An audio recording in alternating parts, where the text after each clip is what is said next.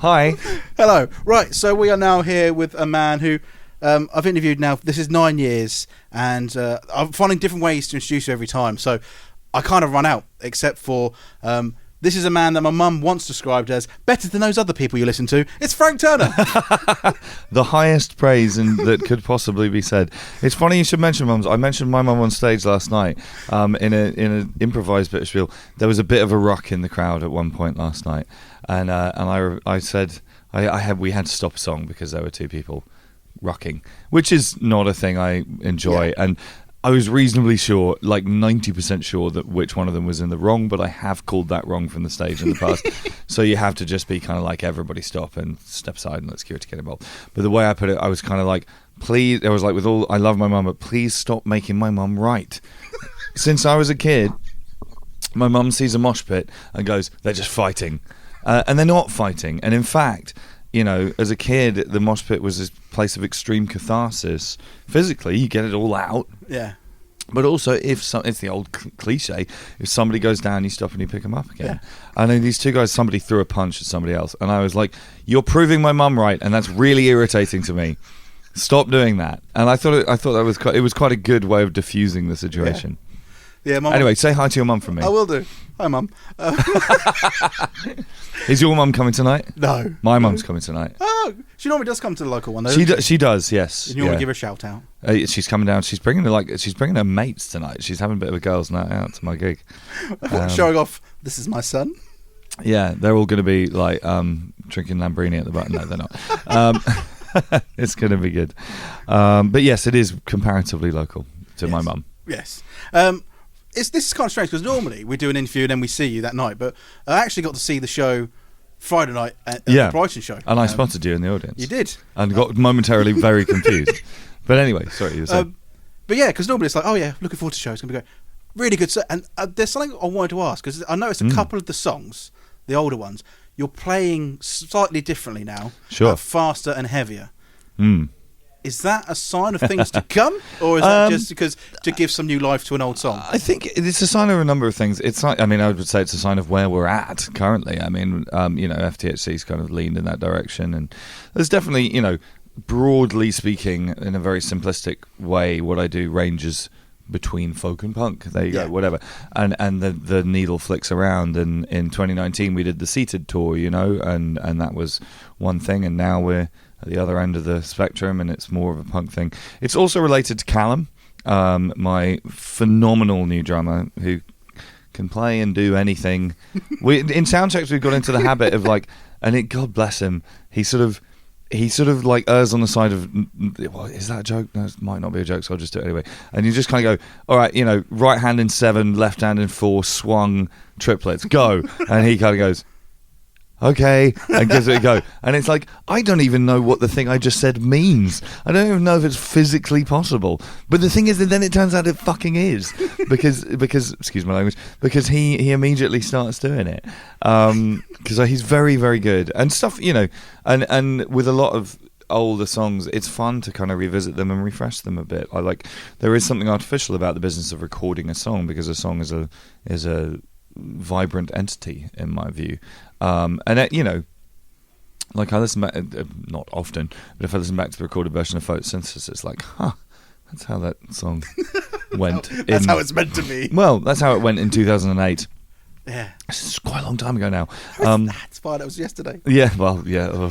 But you know, so it's like it's cool to revisit stuff and refresh them and all the rest. And at the moment, that's leaning in a heavy sort of direction. But as I say, you know, we did a whole tour of leaning in a softer direction for a bit, and that was really cool as well. Thank you. Yeah, I enjoyed that tour too.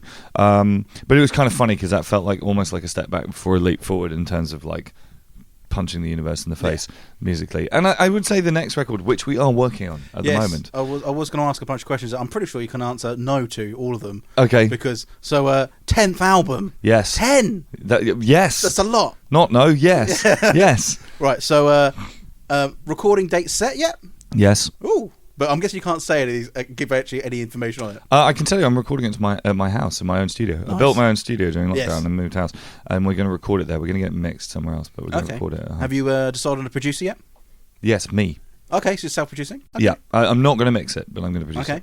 Okay. Title?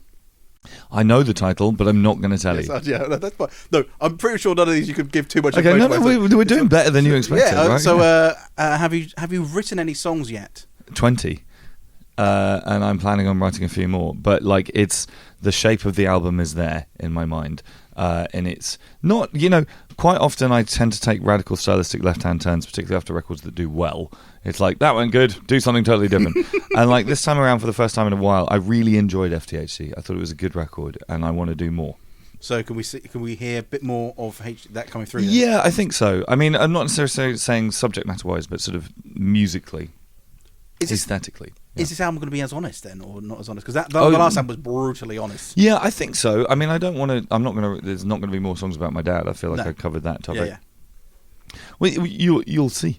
Is the short answer to that. Well, the other thing, and like this is the thing that is huge news for me, and perhaps not as immediately engaging for other people, but I sort of want to explain why it's huge news to me. I recently finished my record deal. Which almost no one does. Not with Extra Mile. I'm still with Extra Mile. I will be with Extra Mile until the heat death of the universe. But I was signed through Extra Mile to Polydor for 5 records as part of the Universal family, a major label. We licensed to them. And we signed 5 albums. And like everybody, we went, 5 albums. And I did 5 albums. And I finished the deal. Apparently 5% of artists who sign to a major label complete the deal as opposed to breaking up or getting dropped. And we finished the deal. And everybody, including, and with all due love and respect to Polydor, I don't want to slag them off in any way, but they, we got to the end and everyone sort of went, oh. And they went, do you want to do more? And I went, no. I want to do something different now. And they went, oh, bye then? It was very weird sort of moment in time. But so I am essentially sort of logistically speaking kind of back to where we were when I did England Keep My Bones, or even arguably before then. And that's a really interesting thing because on the one hand it means there's less kind of infrastructure around the making of a record. There's more legwork that I do myself, and hence me sort of talking about self-producing and this kind of thing. But there's not that I was ever especially constrained, but there's just a lot more creative freedom as well. So it's an interesting time and place in my career to make a record because it's kind of like I could do whatever I want. And again, it's not that I necessarily was forced to do things I didn't want to do before, but there was a lot more kind of bargaining and negotiating that had to go on and blah, blah, blah. There's less money involved now than there was, but at the same time I can do whatever I want with it, and that's kind of cool, so I'm excited to see what this means. I mean, essentially I'm like kind of like megalomaniac megalomaniacally. There you go. I got there in the end. I'm trying to make an adverb out of it, or an adjective. Adverb. I don't know. Megalomaniacally in control of my own sort of destiny, more so than usual, which might mean peaks or it might mean drops. I guess we'll find out. It's quite interesting though. I didn't know anything about most people not actually making it to the end of their deals. Yeah. I mean, major labels, their sort of business model is essentially throw a load of stuff at the wall and see what sticks. Yeah. And I've long occupied a weird position in the music industry because, like, generally speaking, you're either, if you get to this point, you're either sort of Mumford & Sons level famous or you don't make it there kind of thing. And like, I've just kind of like kept going through the middle. Yeah. And it's kind of funny because the music industry slightly like doesn't quite know what to do with me. Do you know what I mean? But in a way that I really enjoy. And it's like, I increasingly feel like a survivor in a way that I like. Do you know what I mean? And it was just cool. Like I was down at the AMA Awards a couple of weeks ago, and there's just like people sort of go, "Oh yeah, that guy, yeah," and they slightly doff like tip the hat kind of thing. Because at this point, it's like nobody is obliged to like what I do, but you can't argue that it's meritless. Yeah. In its entirety, I wouldn't be working on album 10 if there was no content to what I do of any kind. I don't know, it's just kind of, it's cool. It's a freeing place to be. I'm really glad at the awards as well that you got recognised for like the work you've been doing for independent venues. Like I think it's amazing that other people are picking it up because it's you're like one of the few artists that did anything during lockdown to help these things. And there were so many other people that could have done one gig and like made millions. And that is a topic on which I'm going to have to be slightly circumspect because I I can work myself up into a pretty pure form of rage about this because Yeah. I'll say this: when I started doing the IVL live streams, my intention was to do 2, perhaps 3, and then it would take off on its own, and other people would do it. And I made the phone calls, and I know quite a lot of famous musicians, more famous than me, and didn't go that way for a number of reasons. And some people were admirably and honourably otherwise engaged. Like I called Billy Bragg, and he was like, "Look, I'd love to," but he was doing a whole bunch of stuff for kind of migrants and refugees and stuff like that in terms of fundraising. And he'd also independently done something for the Sugar Mill in Stoke, and it was like, of course you have. You're Billy Bragg, like you know, and like people like Emily Barker and Ed Harcourt and people like that sort of got stuck in. But certain other people didn't, and I'm not going to say any more about that. No. But like I wasn't expecting. I feel a little bit like that. You know that poster like "Daddy, what did you do in the war?" The kind of like which the sort of kind of arguably bananas kind of pacifist shaming poster from the First World War. But I do feel a little bit like wandering around and buttoning holding people and saying, "What did you do during the pandemic?" Which isn't really a constructive thing to do. So I'm not actually going to do that. No. But like, yeah, it was an interesting moment.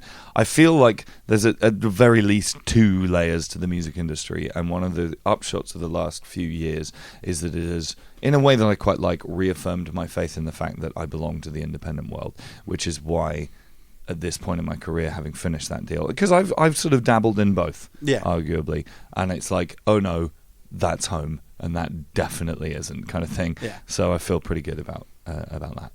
So, last thing on the album number 10. Mm. Do we have a release date? So optimistic. Early-ish 2024. Okay. So, yeah. too long to wait. Before the summer next year is the plan. Okay, that's fine. That's an exclusive, by the way. Yeah. Yeah, before the summer next year. I'll tell you more about it when we stop pressing record. Yeah. Ooh, I like this. Right. As always, we do have a game. I'm sorry. This is my most exciting. You know, I'll tell you this. This is total content right here. Tree, my tour manager, said to me, "We don't usually do press before sound check," and she was like, "You're right if I put something in on Tuesday? Is it Tuesday?" Yes. Yeah. And I was like, "Yeah, I mean, yeah, it's fine. Like whatever." Like, so it's Simon, and I was like, "Oh yeah, he can show up whenever he like. I'll do it in my bunk at 9 a.m. I don't care, because there's gonna be a game." So. And this game is quite exciting because I've actually got a couple of producer friends who wanted me to get a like a little sample, so they're going to take it. And potentially this is for TV. Oh wow! So, okay. do you mind being the first contestant? Of course. Right. So, obviously, is this a pilot? It's a pilot. Yes. Okay, that's the word I was trying to think of. Yeah. All right. So obviously there's a prize because ITV have got this like Limitless Lad now. Like the money's like massive, so they're looking for like other game shows that have got big. So this one's got a potential 2 million winning. I'm going to win 2 million quid potentially. I mean, it's the today. pilot, so I don't think you get the. Extra You've got money. 2 million quid in your bag.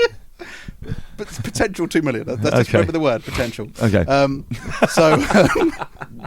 This is obviously the working title. Right. So the working title for this game is: if a man's going to put his gigs up in numerical order on a website, of course some idiot's going to come along and make a game out of it. The game. Right. Okay. Yes. Okay. Good. Snappy, concise. I like it. Yep. Right. Fine. Oh God. So, there's a musician, you may have heard of him, Francis Tina, I think it is. Right, I see. By the way, it is the pilot that everybody gets asked questions about my gig list, because that seems sort of like niche in the extreme. But anyway, it's going to be a Channel 4. It's fine. Right.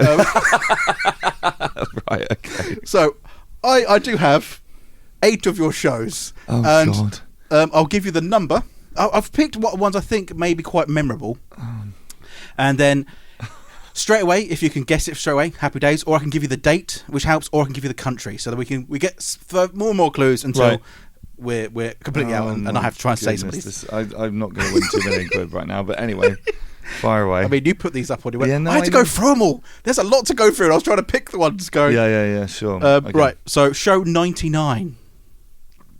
I mean, okay, the one thing, I just have no idea. I can tell you what year it was, I think it was 2006. Yes, correct. Okay. Do you want a clue? Yes. It's your first outside of the UK show. If I've read the list correctly. Okay, was it in Latvia? No. Was it, okay, was it in Ireland? Bonjour! France. There we go. Le Baiser Salé. Yes. Yeah, Yes. Le Baiser Salé in Paris. Okay, there we go. I remember that show. So This one I think there was like 8 people at that show. Not anymore. There'd be Yeah. at least 16. How generous. Show 500. You do sing about this place a lot. Oh, then it's not where I think it was. Where do you think it was? I thought it was in. I want to say it was in like the northeast somewhere. No. Is it in Nambucca? Nambucca. Okay, was show 500 in Nambucca? Maybe show 3. There was a round number 1 that was in like Middlesbrough Music Live. I remember that. Maybe that was show 300 or something. Anyway, Nambucca, fine. Yes. North London. There we go. Right. Show number 1. Show number 1. Well, that was the Bread and Roses in Clapham. Not according to your website. No, it wasn't. No, it was 93 feet. That was show number 2. Sorry, it was 93 feet east. God damn it. No. And let me tell you a funny thing about show number 1. Show number 1 was a benefit show that was organised by Andrew from Jet Plane Landing. And Jet Plane Landing played, and I played as the singer of Million Dead. And Dive played, which meant that Ben and Tarrant from the Sleeping Souls were there, and Kiaho, my guitar tech, was there, and I was there, and we were all there, and it was the 23rd of September 2004. Yeah? It was the 18th. But God damn it. God damn it. Right. Okay, but the 18th. The 23rd of September is when Million Dead broke up in 2005. Okay. But so the 18th, anyway, the 18th, but like there was at least 4 people in this touring crew who were in that room. Yeah. And we all talk about like if we could go back and tell our former selves then, we'd all, drink the hemlock and if we could turn back time. Yeah. To show 2056. I think these distinct big shows.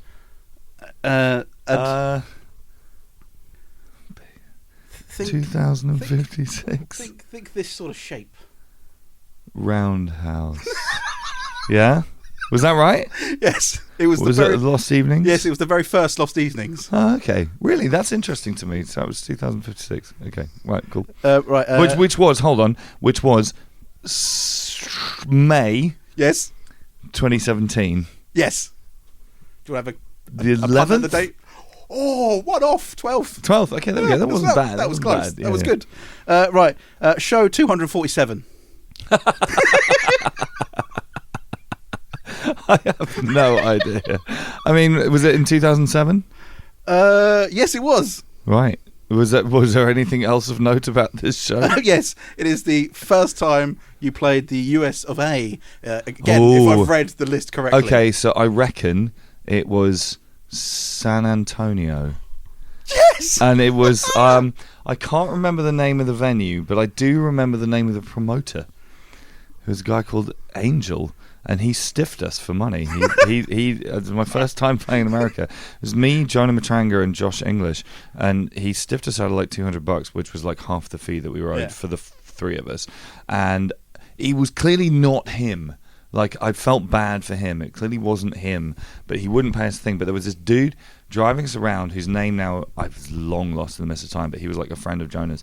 And he was driving for the sort of Texas to LA stretch. So the 3 of us in the back and this guy driving, who I'd not met before, and he was a Texan. And we spent like 2 hours arguing in the promoter's office trying to get this extra money and trying emails and contracts, blah, blah, blah. And it was just like, it's not going to happen. You're not going to get the money. And so we went out to the car looking dejected, and this dude pulled a handheld shotgun out from under his passenger seat of his car and said, "Do you want me to make this right?" And it was like, no. Yeah. I'm going to say no. I don't want to be involved in a shooting in my first ever gig in America. And I wasn't. There we go. And I seem to think I have seen that Angel guy since, and we sort of made our peace with each other.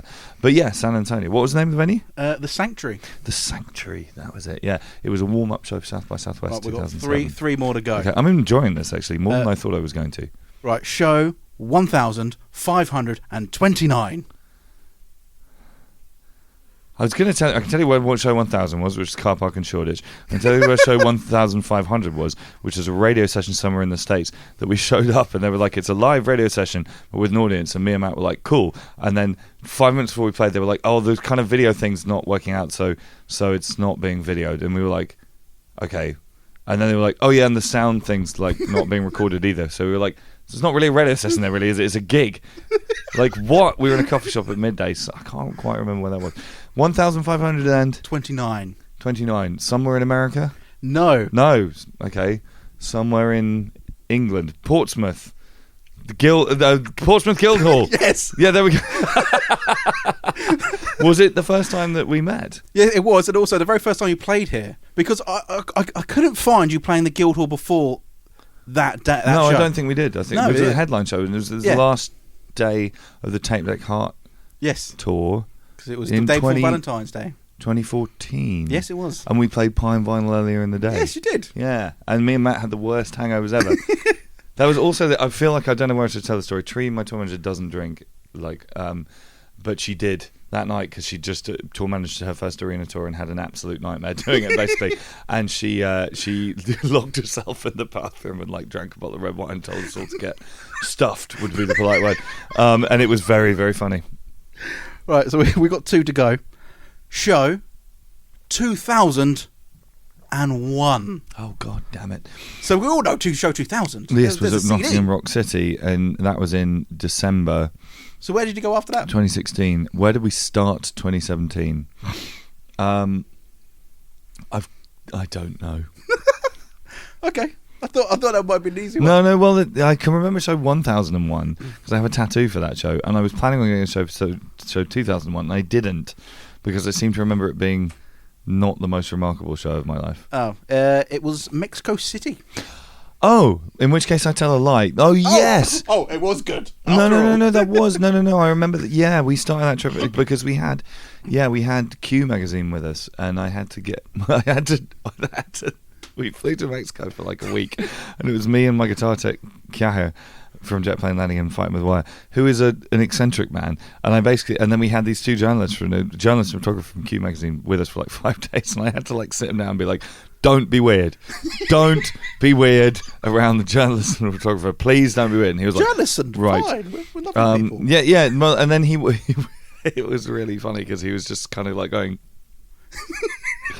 and quaking for the whole time. But yeah, anyway, right, I do remember that show. Right, this is the last one. Yep. Show 1527.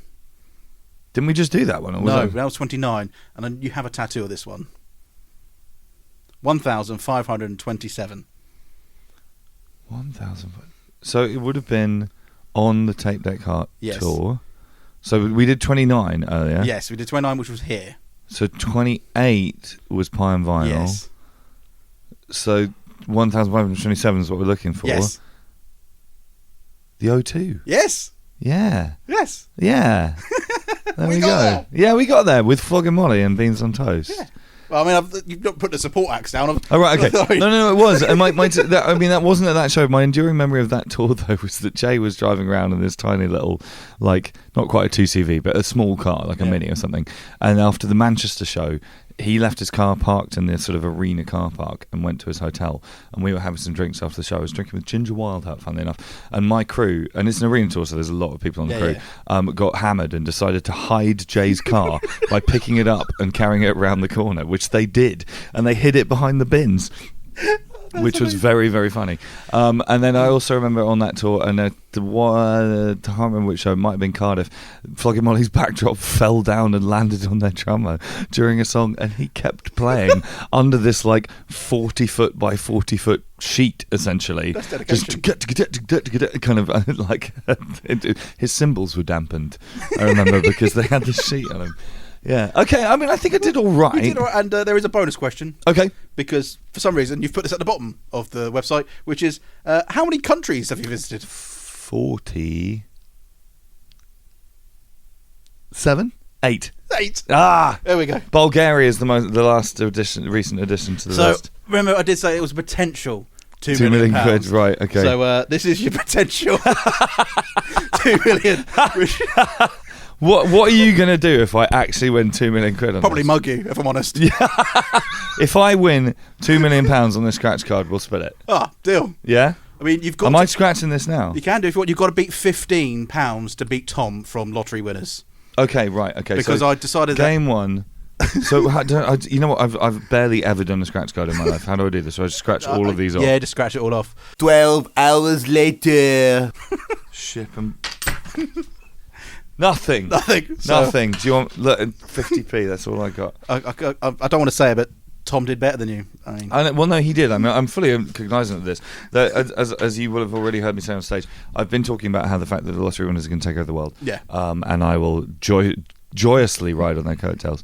I mean, there is a broader point in that, which is that, like, I was talking to somebody about this the other day. Like, there are some bands who sort of act like support acts are a threat or at best an inconvenience, and I just think that's so insane. Like, I cannot think of anything that would fill me with more joy than to see a band that I took out on tour become more successful than me. Yeah. How amazing would that be? That'd be awesome. And I mean, the one example at the moment, like Pup are doing so well, and we took them out on tour ages ago, and like they're brilliant and they deserve to, and we are even possibly talking about maybe opening for them some shows in Canada, where they're from, where they're enormously huge now, and like it seems that some people are like, are you okay with that? And I'm like, why would I not be okay with that? Yeah. It's amazing. So when the lottery winners are headlining stadia around the world, then I will open for them gladly, if they can remember who I am. They will. Tom will. I'm sorry. But yeah, thank you as always. It's always so It's much been a fun. blast. I feel sad that I don't have £2 million more pounds than I had, than my 50p than I had at the start of this interview. But I enjoyed the quiz more than I thought I was gonna. So I mean, I'm trying to come up with new quizzes every single show. I know. It's quite difficult. you don't. Maybe I'll come up with a quiz for you next time. Yeah, next time, quiz for me. All right, absolute pleasure as always. Looking man. forward to tonight. And album 10 sometime before the summer next year.